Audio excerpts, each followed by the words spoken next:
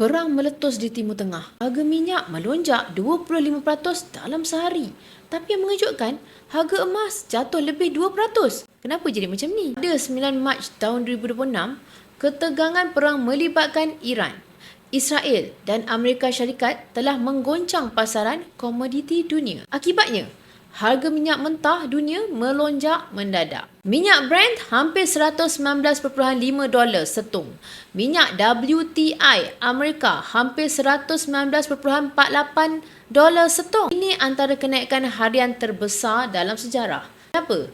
Kerana laluan minyak paling penting di dunia iaitu Selat Hormuz terancam akibat konflik tersebut. Apabila laluan ini terjejas, bekalan tenaga dunia terus terganggu. Kesan kepada makanan dan komoditi pula, bila minyak naik, kesannya bukan pada petrol sahaja. Harga komoditi lain turut melonjak. Minyak sawit Malaysia naik 9%. Minyak kacang soya ke paras tertinggi sejak tahun 2022.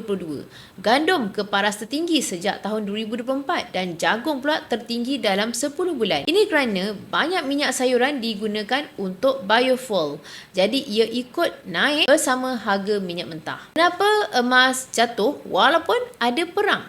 Biasanya, bila dunia tak stabil, emas akan naik. Tetapi kali ini berlaku sebaliknya.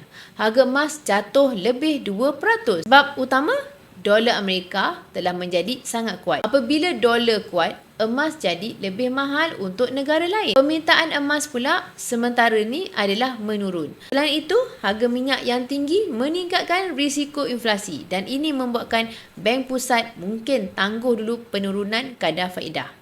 Bila kaedah faedah tinggi, pelabur lebih tertarik kepada bond dan dolar, bukan emas. Buat sementara waktu ini. Logam lain turut terkesan.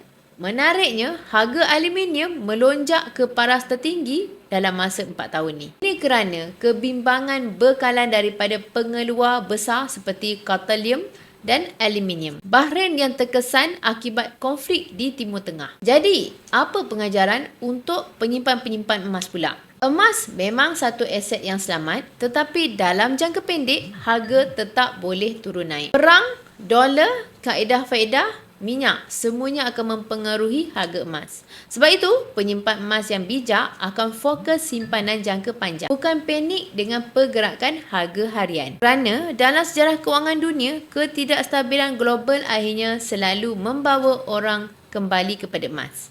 Semoga perkongsian ini bermanfaat. Emas, pasport kekayaan kita semua.